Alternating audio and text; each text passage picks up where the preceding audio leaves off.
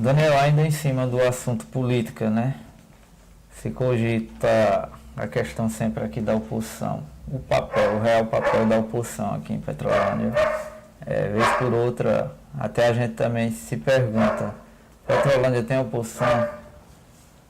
Essa a gente, tanto no canal como no blog, a gente coloca bastante isso. A gente vê que é apagado, né? A última chance que teve da oposição aparecer e marcar a presença, marcar a posição ideológica foi na roda de conversa sobre coleta seletiva e sustentabilidade. A gente vê que não aparece, né? Então entristece. E aí, para a Petrolândia, fica parecendo que a oposição é ser do contra quem está governando. Mas qual é o projeto político da oposição? Então hoje eu não vejo detentor de poder oposição. A gente do Partido dos Trabalhadores junto ao PSOL faz essa marcação mesmo sem mandato enquanto oposição porque tem um projeto político pronto, né? O orçamento participativo, a questão do meio ambiente, cultura, arte, educação, a gente tem tudo detalhado. Então a gente marca esse território enquanto oposição porque tem um projeto político que é contrário ao que está aí. Mas a lei da Câmara de Vereadores eu vejo gente do contra e quando eles dizem sou independente, isso é perigoso para a democracia. Porque o que sustenta a democracia é o partido ideal. Eu sei o que você segue, né? Então eu posso saber as suas intenções. Mas quando cada um diz que é por si, cada um acha que faz o que deve estar sendo feito, está certo, aí você não pode confiar em ninguém, não sabe quem é oposição, quem é o oportunista. Diante disso a gente faz uma breve análise, né? Petrolândia é uma exceção diante de vários municípios, por conta que a gente que acompanha a notícia sempre observa da seguinte forma, uma suposição rápida. Jatobá, por exemplo, não que vai acontecer isso, mas uma suposição. Sempre há aquela questão, fulano é o candidato de oposição da prefeita, que ali governa. Então, consequentemente, a população já enxerga que fulano vai ser o candidato 2020 de oposição. Já a Petrolândia não, já tem várias vias, né? Tem o PT, tem Dr. João, tem Fabiano, né? Então, eu acho que até para a população ter um entendimento disso, incomoda, né? Não chega ao X da questão. Você acredita numa unificação da oposição em Petrolândia? Como eu disse, a gente sempre marcou essa posição e sempre deixou claro que está em aberto. Agora, o que é que a gente vê muito assim? É uma política que é feita para ser do contra, né? Não tem um projeto político, como falei há pouco. Quando acontece a última eleição na cidade do interior com 5 candidaturas majoritárias, isso é complicado. Isso raramente acontece de ter uma terceira via, quanto mais 5 candidaturas.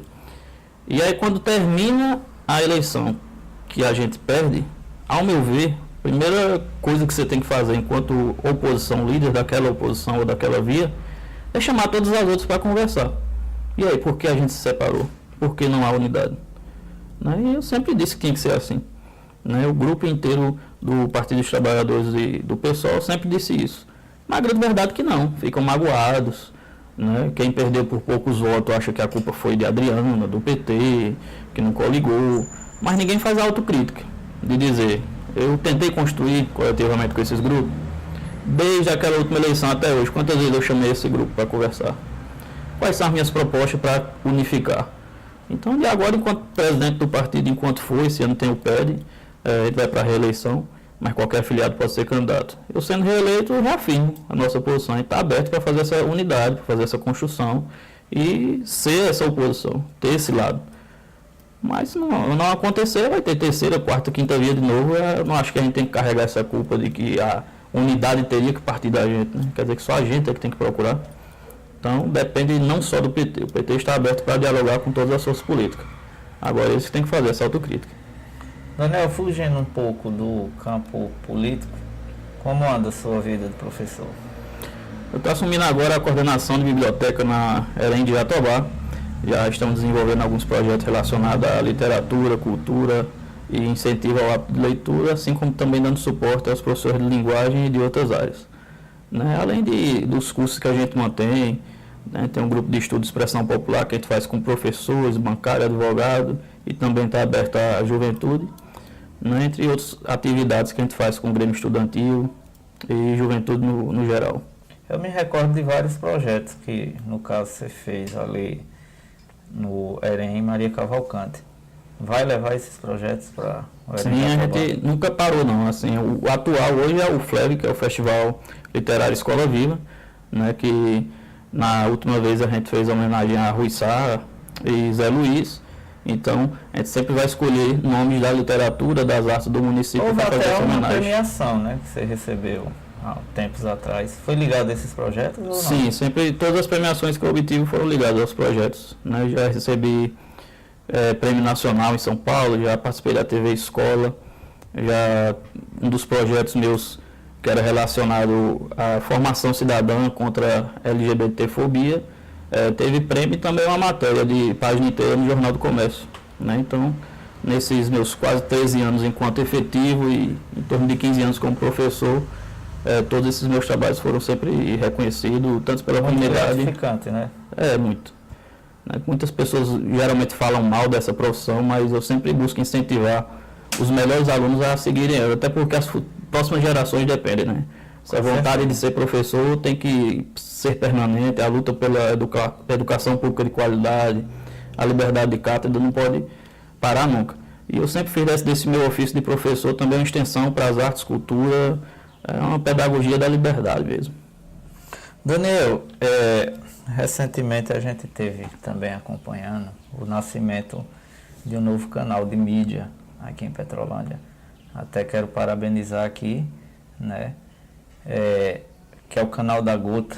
A extensão do blog Gota d'Água. É a extensão, e o interessante é que ali a expressão de opinião, tanto nacional, estadual, como também aqui do município. Como se deu esse início do novo filho, né, digamos assim?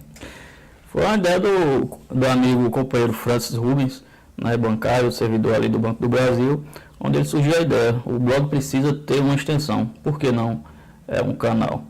E a gente falou brincando e foi fazendo alguns testes, aí até que criou-se coragem e fez o primeiro e deu certo. A gente gostou do resultado, a resposta do público que acompanha vem sendo boa, vem sendo construtiva e crescente. Estamos mantendo aí o canal da Gota como sendo um espaço de opinião, mas também mais uma alternativa de informação, né? Em um mundo cheio de fake news, é preciso a gente contribuir com a nossa parte social para ser uma fonte de informação confiável. Você não precisa concordar com a gente. E não deixa de ter humor envolvido, né? Pelo que eu percebi também. Porque político hoje em dia é muito ranço, é muita mentira, é muita raiva. E é mais fácil para a pessoa chegar e dizer, eu odeio política, não quero falar de política. E aí a gente pensou como falar de política, um tema tão difícil, para que a pessoa se interesse. Então a gente tenta fazer de forma leve, didática, e cada vez mais quer fazer de forma que atraia não só os que já entendem daquela pauta, né, para não ficar parecendo raso demais para ele, mas também não ser tão difícil para a população que vai assistir. Então a gente está em processo de aprendizagem, tanto eu como ele está aprendendo junto. E aí o canal vai seguindo nesse ritmo, todo mundo aprendendo um com o outro. Daniel, e a respeito do governo Jânner, qual a sua avaliação? Eu percebo o esforço desde o Ricardo, né? O próprio Ricardo tentava fazer diálogo, tentava fazer os projetos, ele buscou romper com aquele ranço e tentar conversar com todos, tanto que procurou o PT, procurou o Fabiano, e vejo que Jânner se esforça para fazer isso. Mas a política em si, a gente vê os mesmos erros de sempre. Mas não estou vendo evolução ainda no setor turístico, que poderia já ter tirado Petrolândia dessa crise. A crise parece não ter fim, não sei como é isso. Eu entendo ter deixado de arrecadar milhões, entendo. Mas desde Lourival até hoje já dá para você ter buscado o equilíbrio. Tem uma luz, né?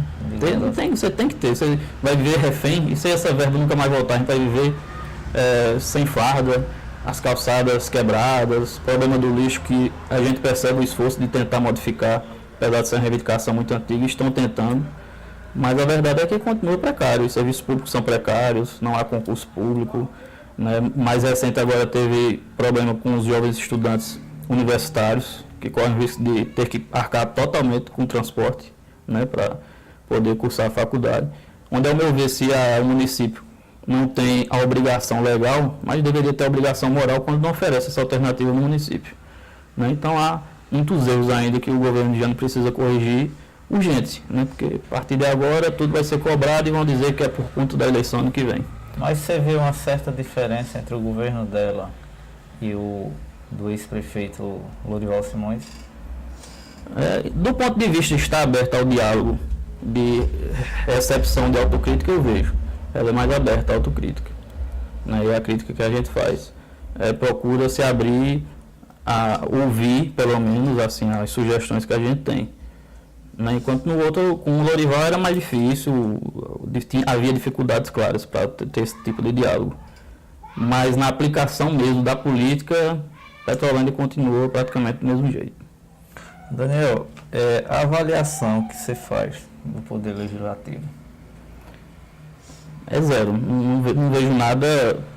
Você vê que a Câmara vive esvaziada, né? Antigamente a gente ia, as pessoas iam, queriam acompanhar, saber as deliberações, mas sinceramente um monte de coisa empacada, como plano diretor, plano de acessibilidade urbana, como eu disse, o de resíduos sólidos, que era para eles terem domínio e ter participado da roda de conversa para saber o que cobrar. Eu vejo inativo, assim, não vejo participação alguma desse time do Legislativo. Mas a gente faz votos de que melhore, né? Pronto, inclusive Jorge Viana, depois das críticas que o canal fez, me procurou, né? Eu acho interessante isso da parte dele, que ele aceita bem as críticas e disse que realmente estão pecando de forma atrasada discutir o plano diretor e a lei orgânica do município, né? Atualizar, e disse que vão se dedicar a fazer isso agora. E eu disse, façam, que para elogiar também a gente vai elogiar na hora. Cumpriu o seu papel, não tem por que ser do contra.